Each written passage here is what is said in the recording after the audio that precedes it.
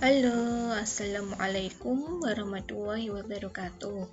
Selamat datang dalam video pembelajaran produk pastry dan bakery 2 bersama Bu Laili. Sebelum belajar, alangkah lebih baiknya kita berdoa terlebih dahulu. Berdoa mulai. Berdoa selesai. Ya, ini merupakan materi lanjutan dari materi produk roti tawar dan roti manis. Pada kesempatan kali ini kita akan membahas tentang metode dan proses pembuatan roti tawar dan roti manis. Dalam metode pembuatan roti ada 3 metode.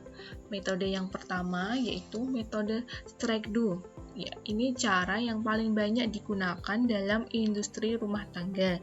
Karena proses pembuatan roti hanya dengan 1 kali pengadukan yang kemudian difermentasikan selama 1-3 jam. Kemudian metode yang kedua, metode spong and dough. Ini ada 2 langkah yang harus dilakukan. Langkah pertama, mencampurkan 60% tepung dengan sedikit bahan cair dan ragi dan difermentasikan. Dan langkah yang kedua, sisa adonan kering digabung, kecuali bahan cair dimasukkan paling akhir dan difermentasikan kembali selama 15-20 menit. Metode yang ketiga, metode no time dough. Ini proses pengadukan dan fermentasi dengan waktu yang paling sebentar. Ini hanya 45 menit, namun menggunakan bahan pengembang yang lebih banyak. Aroma dan daya simpan tidak sebagus metode 2 yang tadi. Ini tahapan membuat roti tawar dan roti manis. Ini ada 3 tahapan yang harus kalian lakukan. Dari tahapan yang pertama. Ya, tahap pertama, seleksi bahan. Ini ada tepung, telur, gula, dan bahan lain-lainnya. Pemilihan bahan dengan kualitas terbaik. Ini merupakan syarat untuk mendapatkan roti yang berkualitas. Contohnya, tepung. Itu harus seleksinya harus benar-benar bersih, tidak menggumpal, dan tidak apek. Kemudian yang kedua, ada penimbangan bahan. Penimbangan harus dilakukan dengan benar dan teliti. Perhatikan resep dengan benar. Sedapat mungkin hindari memakai sendok atau cangkir sebagai takaran. Ya, ini sebagai langkah kalian berhasil atau tidaknya itu ada di penimbangan bahan. Ya, setelah ditimbang, kemudian melakukan proses pengadukan. Pengadukan ini berfungsi untuk menyampurkan semua bahan dan mendapatkan kekuatan menahan gas yang baik. Ya, tahapan-tahapan pencampuran atau pengadukan ini ada sebagai berikut. Yang pertama, pick up, keadaan di mana semua bahan telah tercampur menjadi satu adonan. Kemudian yang kedua, clean up, kondisi adonan yang tidak melekat pada bowl atau wadah yang dipergunakan untuk mengaduk. Yang ketiga, develop, adonan mulai terlihat licin atau halus dan permukaan elastis. Final, ini permukaan adonan licin, halus dan kering. Jadi sudah tidak ada yang menempel lagi ya. Let down, ini adonan mulai overmix, kelihatan bahan lengket dan lembek. Yang terakhir, breakdown, adonan sudah overmix, adonan sudah tidak elastis. Kemudian tahapan yang keempat, peragian atau fermentasi. Adonan diistirahatkan sekitar 10 menit. Saat ini terjadi pemecahan gula oleh ragi yang menghasilkan gas CO2 atau karbon dioksida. Gas inilah yang membuat roti menjadi semakin mengembang. Alkohol akan menimbulkan aroma pada roti dan menghasilkan asam yang dapat memberikan rasa dan memperlunak gluten. Saat fermentasi juga menimbulkan gas. Setelah difermentasi, adonan kemudian dipotong atau ditimbang. Ini membagi adonan menurut besar atau berat yang dikehendaki dengan mengerjakan yang sesingkat mungkin dan menghasilkan potongan yang seragam. Jadi tadi kan adonannya masih besar ya, kemudian kalian itu timbang, semisal adonannya 1000 gram, ya kalian ingin menjadi 20 bulatan, jadi 1000 dibagi 20 itu ada berapa, jadi seperti itu. Setelah ditimbang, kemudian dibulatkan seperti gambar sebelah kanan. Ini dibulatkan menggunakan jari. Ini tujuannya membentuk lapisan halus di permukaan adonan sehingga dapat menahan gas yang dihasilkan. Membulatkan ini juga memberi bentuk supaya mudah dikerjakan. Setelah dibulatkan, ini memasuki fermentasi lanjutan. Dilakukan dengan memberikan waktu istirahat sekitar 5-20 menit pada adonan serta membuat adonan itu rileks dengan tujuan mempermudah proses pembentukan. Ya.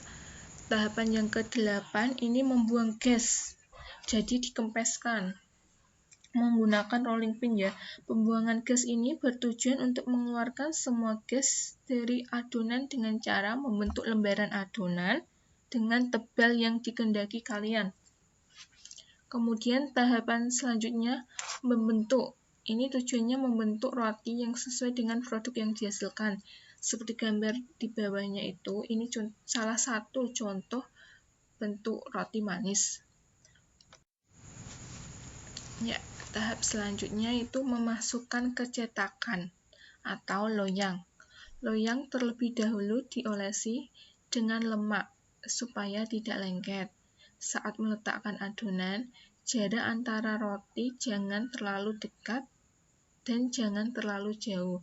Sebelum dipanggang atau dibakar, adonan diolesi dengan bahan olesan bagian atas roti.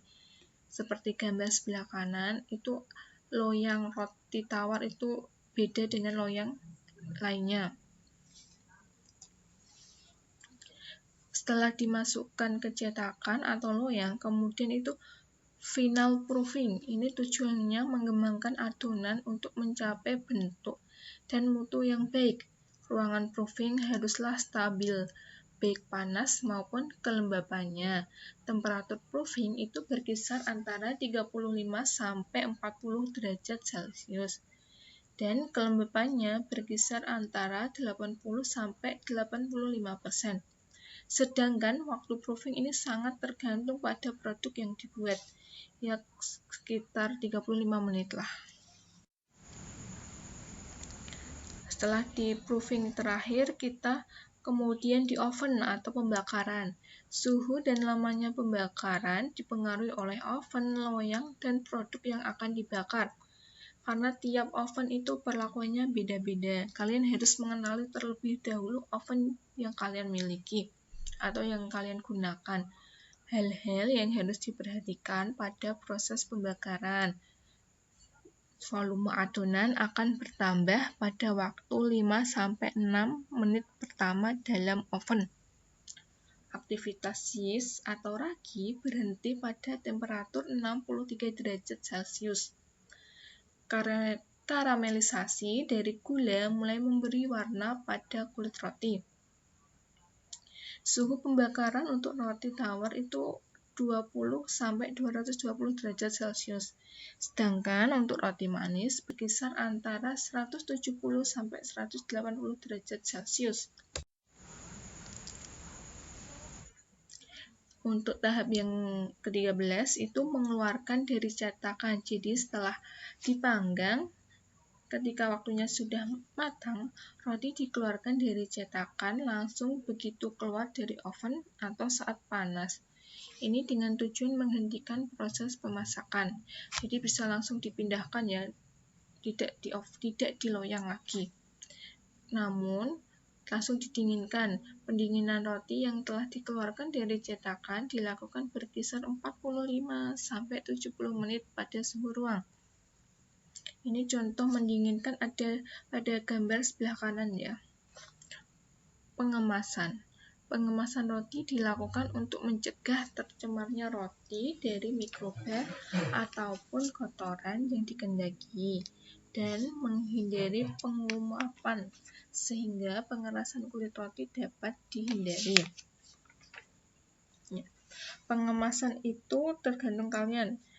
Bisa menggunakan bahan kemasan berupa plastik, karton, atau bahan dari kertas. Yang terakhir itu penyimpanan. Roti dapat disimpan dengan baik pada suhu ruang. Ini bisa bertahan sekitar 5 hari dan pada suhu dingin.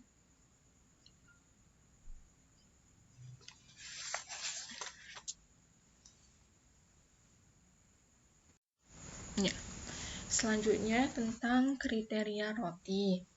Ini ada 6 jenis ya. Yang pertama, aroma. Aroma roti ditentukan dengan cara menciumnya dengan teliti. Aroma dapat dibedakan menjadi berasa terigu, manis, apek, tengik, bau cendawan, asam, atau polos. Namun, roti yang berkualitas baik itu beraroma harum gandum dan ragi. Untuk yang kedua, rasa. Rasa roti dapat memiliki rasa gandum, manis, asam, tawar, atau tengik. Roti yang berkualitas baik memiliki rasa yang enak dan khas roti tersebut. Yang ketiga, volume. Makin besar volume roti, makin lembut roti tersebut jika diremas. Roti yang volumenya terlalu besar, itu pori-porinya terbuka dan teksturnya lunak. Namun, roti yang volumenya kecil, pori-porinya kasar dan berlubang-lubang. Yang keempat, tentang warna remah. Susunan sel mempengaruhi warna yang diakibatkan pembiasan cahaya. Jadi, potongan roti dengan pori-pori kasar akan kelihatan lebih gelap, sedangkan pori-pori halus kelihatan lebih putih. Dinding sel yang lebih tebal dan berat akibat adonan yang mudah akan menghasilkan remah yang berwarna sedikit kuning kecoklatan. Namun, pori terbuka akan menyebabkan bayang-bayang, sehingga pada remah menimbulkan warna keabu-abuan. Tapi, warna remah yang baik itu seharusnya terang. Yang kelima, tentang warna kerak. Warna kerak antara lain coklat kekuningan, gelap, coklat kemerahan, keabu-abuan, dan kuning pucat. Sedangkan warna kerak yang baik itu coklat kekuningan. Ini warna luarnya ya. Yang terakhir ini tentang sifat jaringan. Yang baik itu halus, lembut, dan elastis. Beberapa kegagalan dan kesalahan dalam pembuatan roti. Cukup sekian video pembelajaran tentang roti tawar dan roti manis. Roti kecil-kecil. Wassalamualaikum warahmatullahi wabarakatuh. Roti tidak mau membesar. Volume